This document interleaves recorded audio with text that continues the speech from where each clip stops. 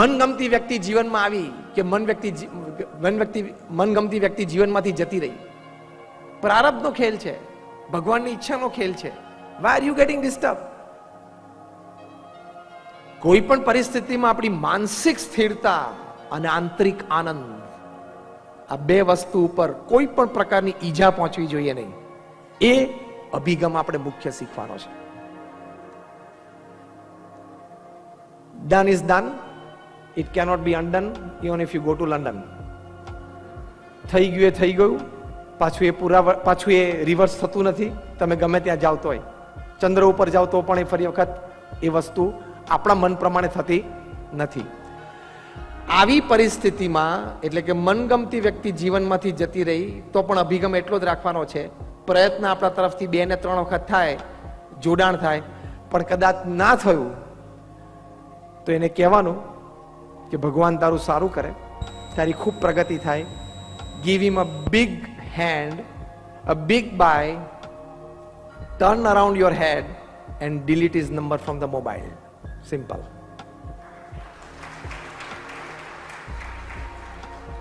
એને શુભેચ્છા પાઠવવાની, એનું સારું થાય એવી એકવાર પ્રાર્થના કરી લેવાની, 2 કે 3 વખત જોડાણના પ્રયત્ન પછી ગોળ ફરી જવાનું અને મોબાઈલમાંથી ડિલીટ નંબર કરી નાખવાનો. એટલે શું, ફરી વખત સ્ક્રોલમાં પાછો નંબર આવે નહીં, અને આવે ને પાછું દુઃખ આવે.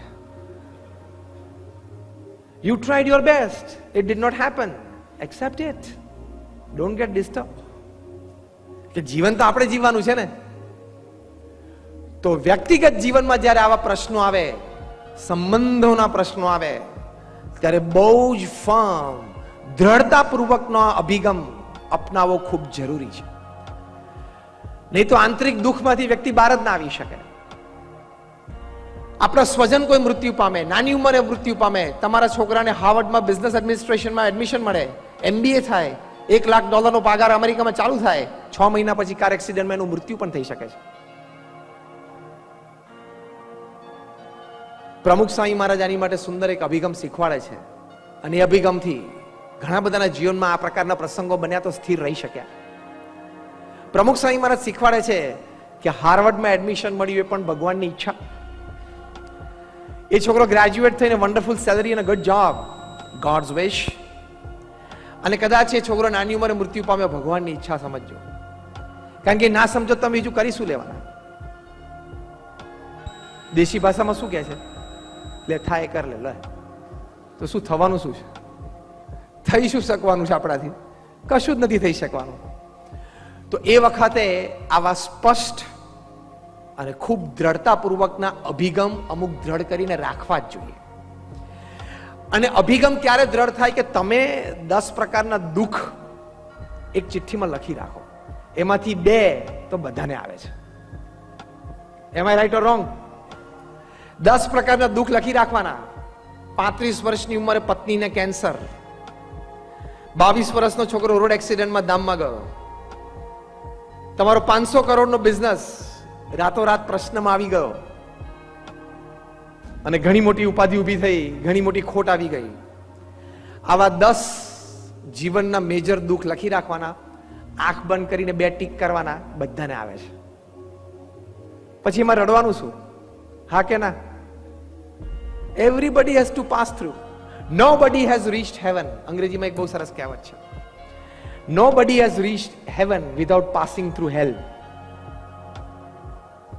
નરકમાંથી પાસ થયા વગર કોઈ સ્વર્ગમાં પહોંચ્યો જ નથી. You talk of Sachin Tendulkar, you talk of Ratan Tata, you talk of Mukesh Ambani, you talk of Bill Gates, you talk of Warren Buffett, બધા જ આમાંથી પસાર થયા છે. તો પછી ખિસ્સામાં 2 હીરાની પડીકી વાળા પણ પસાર થાય, અને ઓફિસમાં હીરાના ઢગલા વાળા પણ પસાર થાય. એ જીવનનો એક ક્રમ છે, સ્વીકારી લેવાનો. Anything in life is 40 + 30 + 20 + 20. આ સનાતન સિદ્ધાંત.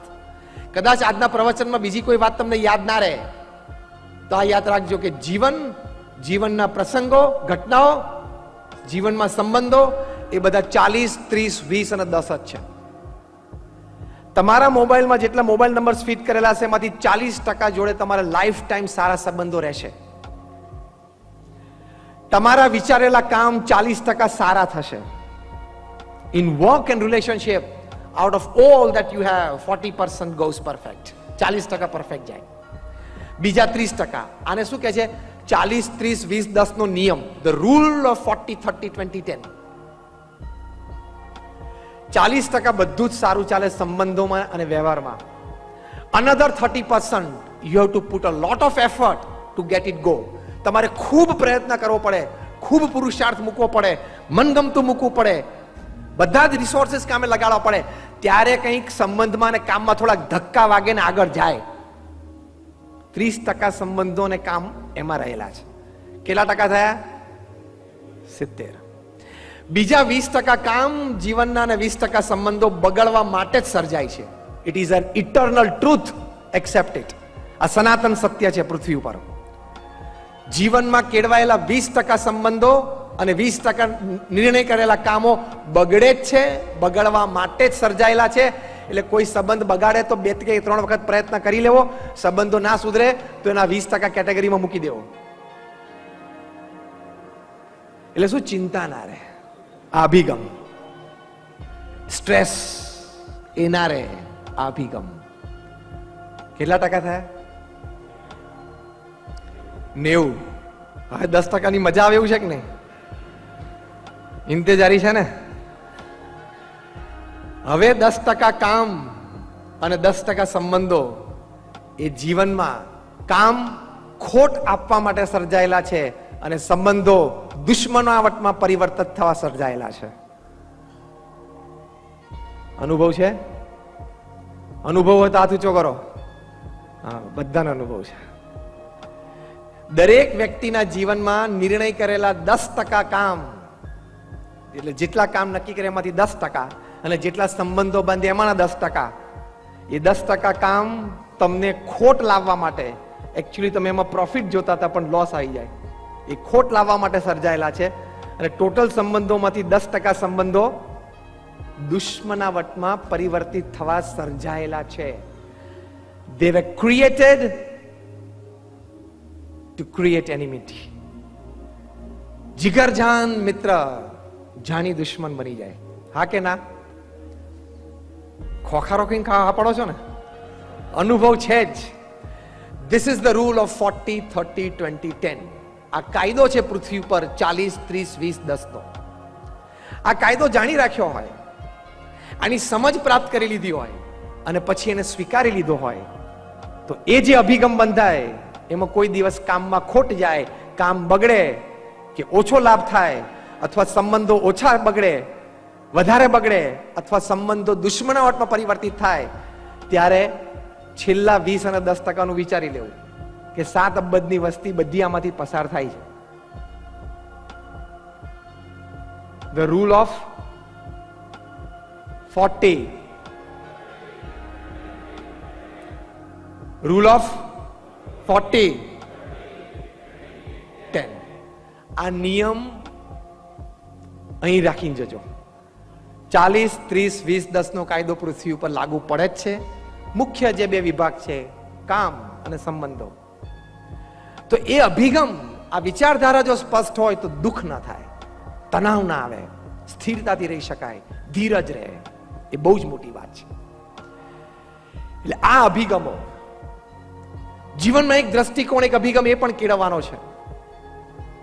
હું પ્રયત્ન કરીશ, હું શ્રદ્ધા રાખીશ તો કોઈ પણ કામ અઘરું નથી, દરેક કામ થઈ શકે છે. એક બહુ જ સારો અભિગમ છે. If I decide, if I put in my efforts, if I put in my resources, any work I can do, I will do. I will do it. I will make it happen. હું આ કામ કરીશ અને હું આ કામ માંથી પરિણામ પ્રાપ્ત કરીશ. એ અભિગમ રાખો.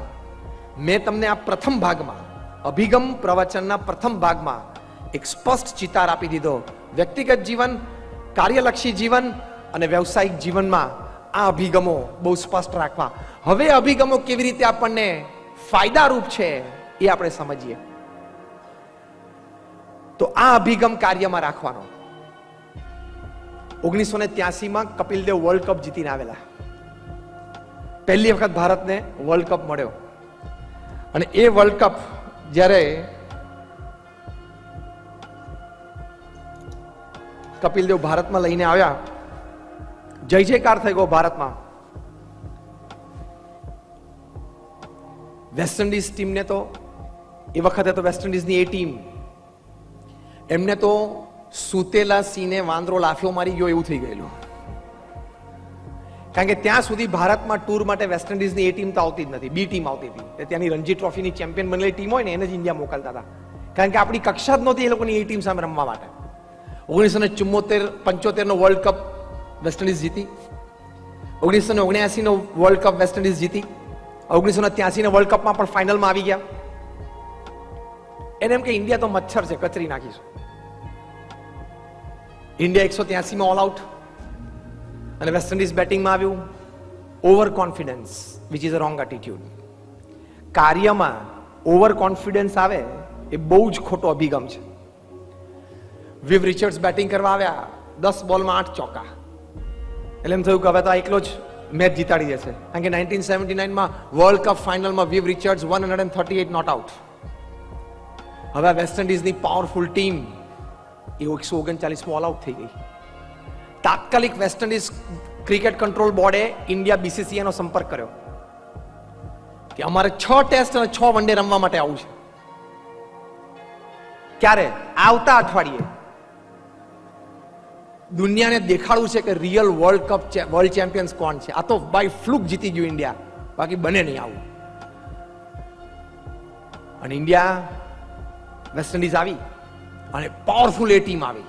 Garden Greenidge, Desmond Haynes, Viv Richardson, Richie Richardson, Jeff Dujon, Malcolm Marshall, Clive Lloyd, Andy Roberts, Malcolm Marshall, Colin Croft. 11 બોલી ગયો.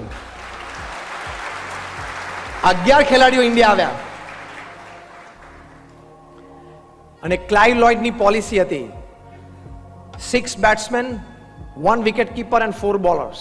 કોઈ સ્પિનર નહીં, કોઈ ઓલરાઉન્ડર નહીં.